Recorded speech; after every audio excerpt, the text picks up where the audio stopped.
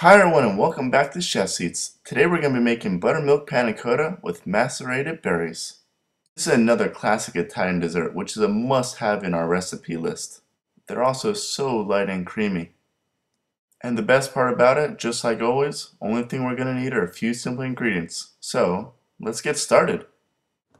The first step I like to do is to heat up our pan and add our heavy cream to it. In this pan we're going to add our honey as well.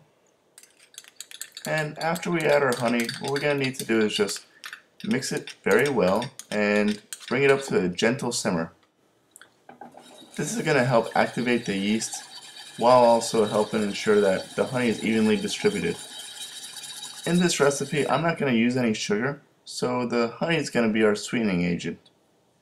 While this is heating up, what I like to do is bloom our gelatin simply by putting a little bit of water in a bowl, topping that with our gelatin, and giving it a good mix.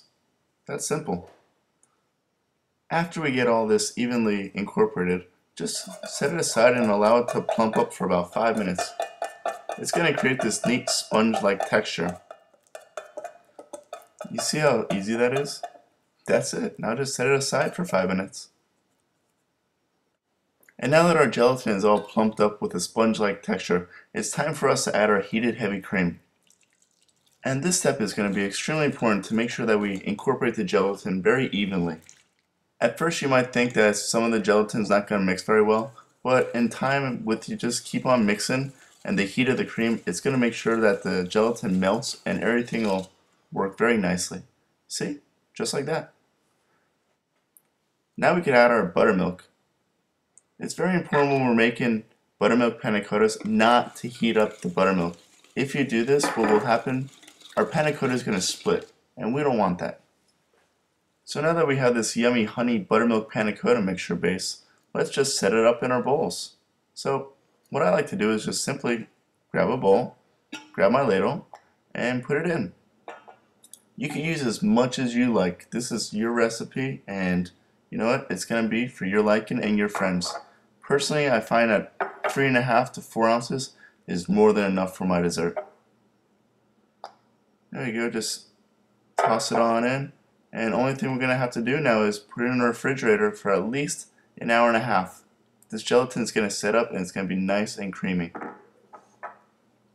And while we have that set aside in the refrigerator cooling, I like to make our macerated berries. Simply by tossing your desired berries, which I'm using blueberries, some granulated sugar, and a little bit of lemon zest. What the lemon zest is going to do is add a little floral flavor, and the acidity is going to also help activate the sugar, breaking it down, and it's just going to make it so nice and flavorful.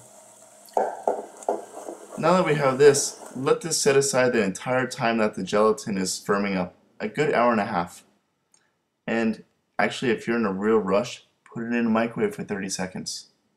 Now the fun part. Now that our gelatin's set up nice and firmly, let's just scoop up some of the berry compote right on top, just as your desired liking. I personally like going around the rim.